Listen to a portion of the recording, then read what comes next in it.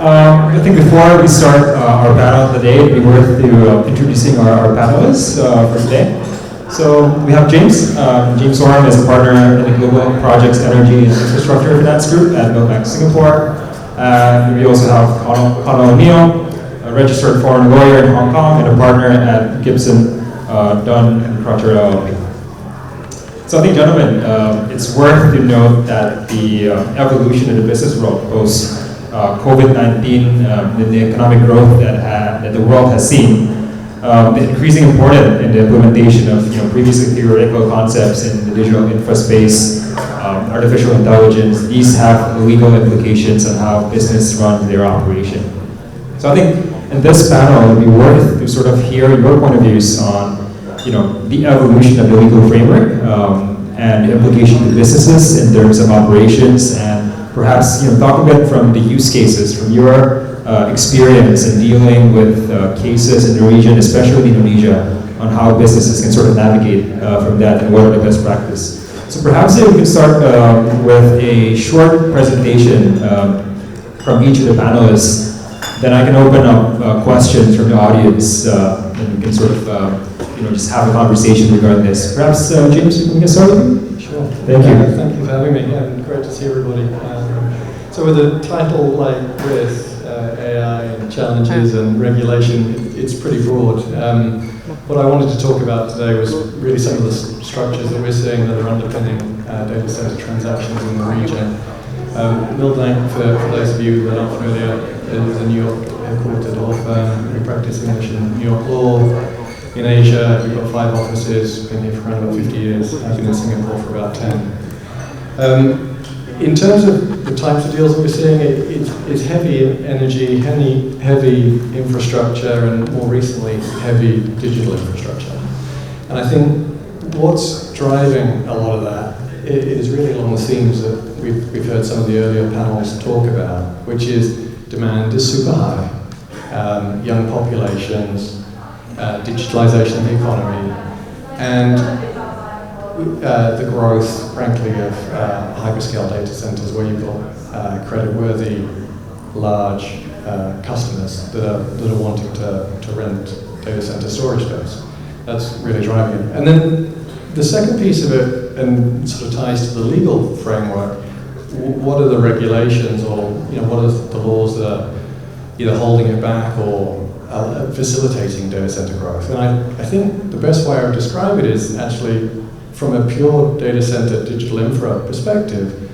I think our view is that actually the laws are fairly light in terms of requirements. Sure, there are laws that apply to the development of particular projects, but I don't know if they're particular necessarily to data centers and digital infrastructure. I think they would apply to building a power plant or building a mine or another type of renewable energy project. And so I think that light regulatory touch has really helped foster a lot of investment in the industry. In terms of what we're seeing, I'm going to talk about some of the financing structures from a non-recourse, limited recourse basis in a second, but I think some of the laws or regulations that are underpinning it, it's super hard to be specific about particular countries because Asia is a patchwork of countries. Every country's got its own legal system, its own laws. It's not like the EU, it's not like the US. So there really isn't an overarching governing framework. But I think trying to pick up on some of the key investment themes or ways that governments have been trying to facilitate investment. I think number one, a number of governments in the region, and panels have already talked about this, but creating special economic zones or zoning areas for data centers, specifically for data centers, to facilitate growth in that area. We've talked about Batam, we've talked about Johor, you've talked about Jakarta. India is another area, obviously. I think that designation has been super helpful to the area. Secondly, from a tax perspective, and I'm not a tax lawyer by any stretch, but I think the governments, and Indonesia is a great example of this, where there's a corporate income tax holiday for data center handling, data center processing facilities in this country. And depending on the amount that you invest, you can potentially get up to 100% write-off from a corporate income tax perspective for a period of time. And that, I think, has really helped the area grow. Thirdly, land. Now, anyone who does deals in Asia doesn't need me to tell them that land is a perennial problem in projects and real asset transactions. I think what I would say with that, and I don't disagree with it obviously, is that I think governments are doing a better job, and regulators are doing a better job of trying to modernize some of those land-related issues. So for example, central land registries, online land registries are becoming a feature. Similarly, allowing foreign lenders or offshore lenders to hold land-based collateral and enforce that in the event of a default, I think helps feed into availability of capital and financing sources. I think fourth, I want to talk about power. There's been some great points earlier on about the growth or the need for power, how these data centers are getting bigger, they're consuming more power, and how do governments source that? And then similarly, when you've got a customer that might be regulated in the US or in Europe and they've got net carbon zero pledges by certain years, how do you satisfy that when you're buying your power from a monopoly energy provider like a PLN or an EVN or a Tenaga in Malaysia? And I suppose what I would say to that is, as we think about it as energy and infrastructure lawyers, is that the government, virtually across the region, governments have announced plans to help facilitate the growth of energy projects. A huge piece of that obviously is renewable energy. So I think, as I look at it from a regulatory legislation perspective, I think the policy position desire, it really is there to grow the grid, to make sure there's sufficient energy. I think part of the challenge with it is really twofold. One, when you've got monopoly energy suppliers in this part of the world, and again, take Indonesia as an example, you need to buy your power from PLN. You can't go to PLN and say, hey PLN, I'd like my power to be sourced from a wind farm. It doesn't work like that. You buy it from the grid. And if you're buying it from the grid, you don't know whether it's coming from a coal-fired power plant or a wind farm. It's the reality. But there is a huge push across the region, frankly, to transition away from coal through gas and then ultimately into renewable energy, both old renewable energy, solar, wind, and then new renewable energy in the form of hydrogen and other similar energy sources. I think the other piece of it that I think has helped the structuring of some of the financings for some of these data centers is, and even though the energy source might not necessarily be clearly from a renewable energy source, that doesn't mean you can't access things like green loans or sustainability-linked financing. We've worked on a number of transactions now where borrowers, sponsors, data center operators are able to access pools of liquidity in that green loan space by virtue of having key performance indicators that they can satisfy that might be linked to number of women in the workforce, number of accidents in the workplace. The amount of capacity used might be less than what was originally committed to buying. And once you start to hit those KPIs and there's transparency on achieving it, then that can have an impact on margin ratchets and step downs in pricing and the like. I think the last point from a regulatory perspective I just want to mention is just around permits.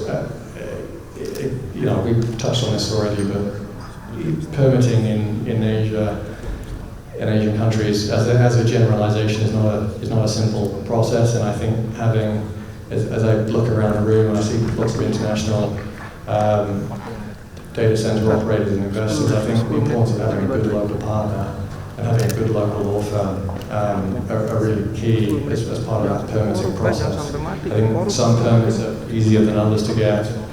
The government's trying to streamline those in some areas. look, that is that is a very jurisdiction specific point to be aware of and something to think through. Now, I think the other thing I wanted to talk about in terms of structure that we're seeing in terms of structuring some of these data center deals from a limited recourse or even a non-recourse perspective. We've talked about the cost of capital this morning, and I'm as a lawyer, I'm not going to sit here and tell you that the cost of capital is low, because obviously it's not. But I think the counter to that cost of capital point is that I think the liquidity pools are there, and whether that's, again, investors from Europe and the US bringing in relationship banks from Europe and the US to invest in the sector, local liquidity, I think, is reasonably strong, and we're seeing the likes of the Indonesian state-owned banks, the Philippine banks, they're very Korean banks. They're very keen to put money to use and to help finance what's a relatively nascent sector, and so I think there is a lot of capital there. We talked about private credit earlier on and returns in the mid-teens, and that obviously is it can be expensive capital for these types of projects. I suppose that the alternative data point I would mention to that is that as a project finance lawyer, or looking at it from a project finance perspective, I don't think these projects get structured in a classic project finance way where you have $100 of project costs and 75 or 80 or 85% of that's got to be financed with debt and then the balance with equity.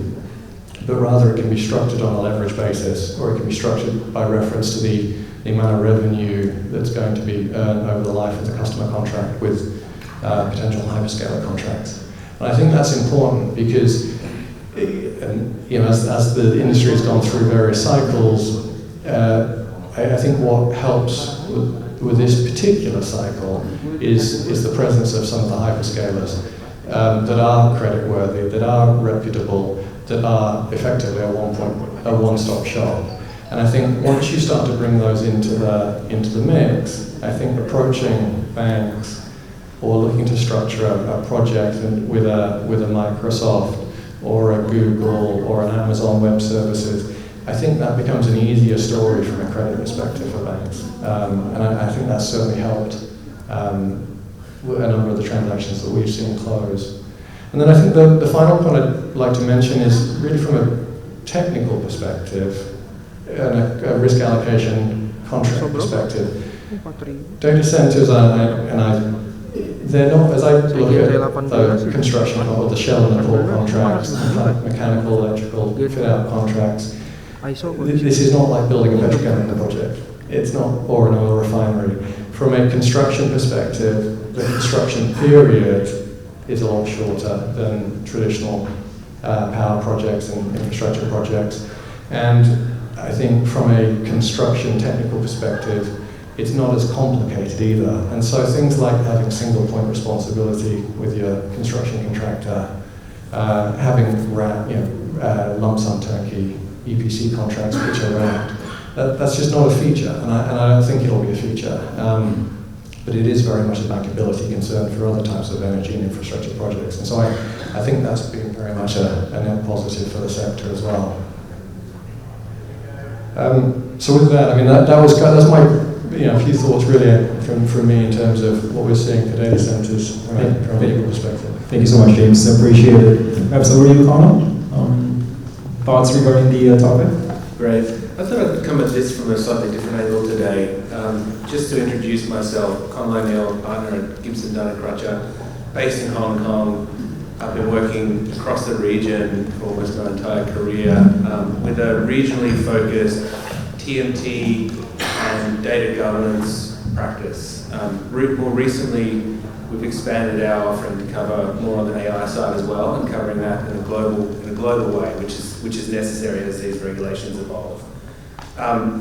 So thinking about the topic, we act for a whole range of digital infrastructure providers. We act for technology companies. We act for consumers of technology. So across the entire ecosystem, we've represented sponsors on infrastructure arrangements. We represent customers who offtake those digital infrastructure services, and we kind of try to look at the opportunities and the challenges from the sector in the sector in that holistic way. So today I kind of wanted to talk about something on the more challenging end of the spectrum, which is the evolution of data-related laws and regulations in APAC, and how that's actually going to impact all aspects of that ecosystem. So, when we think about privacy regulation, 5 years ago, the GDPR was introduced in Europe. That's had a trickle-down effect globally in many, many jurisdictions. We've seen Asia follow suit in many respects, but what we've actually ended up with is a patchwork quilt of regulation across the region with local implementations of of GDPR. It's considered as the gold standard for privacy regulation, but it's been implemented in different jurisdictions in different ways, taking into account local customs, taking into account the business setting in different jurisdictions, and with nuance in the way that it's both drafted and actually implemented. And so when we think about these problems in terms of expansion of technology services and consumption of technology in the region, we see a lot of concern from the end customers, so the large technology companies, in how they navigate these what are often competing regulations. And I guess we've watched this play out in the data regulation space for a time, and it will continue to play out as new laws are introduced, and there's hopefully further harmonisation across the region. But with the introduction of potential introduction of generative AI regulation, we have a whole other area to worry about, and they do intersect. So I'll talk a little bit about that. I think just in terms of industry trends, we're seeing this from all different angles.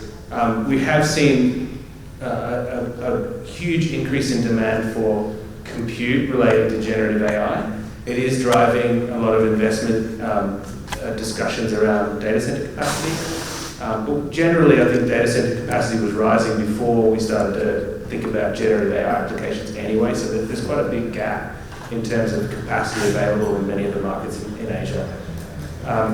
Low latency considerations are driving edge data center demand, and we think that will continue, particularly with some of the geopolitical issues. There'll be various businesses that won't necessarily want to be on soil in certain jurisdictions, but will want to be as close as possible to those jurisdictions in order to meet latency considerations.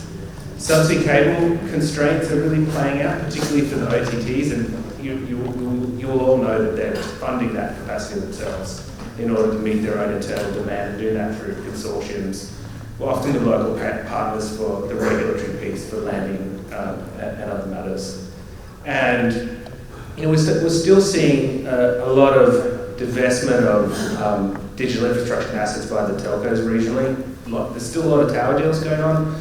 There are a lot of data center carve-outs going on. We've been involved in a number. And they're often very tricky, as James described. There's a lot of considerations to take into account on those transactions. So this is all playing out against this backdrop that I described of broad regulatory change. And this is creating a lot of uncertainty for investors and the technology companies themselves. We get almost daily questions about operational architecture. So clients will come to us and say, what do? I have big operation in China. I'm also active in other jurisdictions around Asia. How do I effectively operate in a coordinated way where there are different data regulations that apply to me in all of these different jurisdictions that might actually force me to leave certain information within a particular jurisdiction and split that off. And so that's something that we've been grappling with. So just touching on that, in the past few years, multiple jurisdictions in Asia have implemented omnibus privacy laws. Some of those can be characterized as effectively data localization laws or national security related laws, depending on the jurisdiction. China, Indonesia, Vietnam, New Zealand, Thailand, Philippines, India all implemented omnibus privacy laws within the last 3 years. You can get a sense for just how much change there has been in this space. And so people are having trouble keeping up with this. We're seeing now a big push to regulate AI. It's being led largely out of Europe. There are discussions in the US that are playing out, and some jurisdictions in Asia have commented on potential for AI regulation, although I think so far it's more of a light touch approach being suggested, and I think there's more pro-business, pro-technology advancement kind of view of AI in this part of the world. Carl, can I ask, do you think, is that because Asia is trying to take a business-friendly approach to AI, or do you think people don't quite understand what it means, where it could go, and so adopting a wait and see? Or some combination of both? There's probably a combination of both. I think if you look at data privacy regulation, markets in jurisdictions in Asia largely followed the standards that were set by other regions. There may be an element of that. They wouldn't necessarily want to be a first mover. Although I think in many of these markets, take China for example, it's one of the leaders in AI. So it's actually driving a lot of the debate around use of AI, the risks of AI. I think there are different philosophies about the technology that are starting to become apparent. So, in some jurisdictions, say India, for example, I think they take the view that over-regulation of AI could have massive economic impact. And so they're, at this point in time, they are adopting a more of a light touch approach, at least in the rhetoric that we're seeing today. And so I think there's a wait and see, but there's also there's a lot to be lost by over-regulating AI. You can see the challenge that investors in digital infrastructure, technology companies, and other market participants face when they consider all that is changing in the legal regimes and the regulations across Asia. And it's very difficult for them making investments where they may find that operationally things don't match what is required under regulation. So we're having a lot of discussions about how to invest in structures which enable flexibility, enable the ability to sort of pivot to more favourable jurisdictions in the event that certain activities become over-regulated, and that is it's a burning topic for the industry. So I'm sure many of you are facing that when you're thinking about making investments or running businesses and operations in the region. Thanks so much, Carl. So James, I think I want to touch a bit on the point that you made earlier on sort of the government role in terms of regulation of digital infrastructure, and especially data centers in Asia. I think given the fact that the sort of field is so nascent relative to hard infrastructure that they've been regulating in the past, right? You mentioned that the regulation is relatively lax. Just want to hear your thoughts, moving forward when sort of the role of the government will increase in terms of regulation. You mentioned one sort of like policy wish lists regarding electricity, sort of like liberalization and so on and so forth. If you were to sort of like advise a sort of government counterpart, right, what are some of the policy wish lists you'd like to see sort of facilitate this even further to make Indonesia as a top destination for the region, right? This is when the private sector gets to preach to the public sector. That's one part of it, yeah. So, I suppose a few things that would be helpful, I think, in developing regulations in this area, around AI, certainly in digital infra. But the concepts of public-private partnerships where there's really a joint working group between government and the private sector to understand the technology, understand its implementation and effect, and then really to try to work out how to control that. So make it really much an open dialogue. I think something else we've seen in certain parts of the world, and this will be more Connell's universe, but things like regulatory sandboxes where innovators, developers can test technology, can implement technology without there being consequences, or at least legal consequences. And I think once you can see how that plays out from when you apply regulations to particular new technologies, you're effectively testing. It's like testing laws with learner plates on, and that can work quite well. I think then the other piece of it really is just it's an education process. Everybody here is here because they're trying to learn and understand latest latest trends and issues and concepts and laws and challenges and the like. And I think that applies for both the private sector and the public sector. But ultimately, for all of this, and individual governments around the region will have to balance business interests with, I don't want to say civil rights, but public interest concerns. Where each country will land slightly differently depending on the politics and the judiciary underpinning it. Any thoughts on this, Kana, or? I think it's clear right now, just from the different approaches to AI regulation that we're hearing out of the different jurisdictions. There are a lot of different ways of looking at this. You've got risk-based frameworks, you've got specific, you've got some jurisdictions that are proposing specific applications of AI that are on the ban list effectively, and then you've got others, with a principle-based framework. When these are implemented, I imagine there will be different approaches, as we see with data regulation, and it will be a tricky space for businesses operating on a cross-border basis. Got it. I think cognizant of time, just want to open the floor for questions, if any from the audience who would like to ask our panelists questions. Yes, sir. Anything on data sovereignty in the region that's new this year that has particular received any kind or investment in global data center? I guess one recent development, if we look at China, the PIPL law came in, it's very GDPR aligned, although drafted in a very different way. So it has its own interpretation. That was, when it was first released, it was pretty unclear for a lot of businesses operating in China how the cross-border transfer rules would work. And a lot of the time people took the view that they had to leave their data within the Chinese jurisdiction. They've recently published certain proposed amendments which will enable some exemptions from those rules to enable businesses that are operating in China and regionally to transfer, say, internal employee information, for example. So some relaxation of those rules and some guidance on how they'll be applied.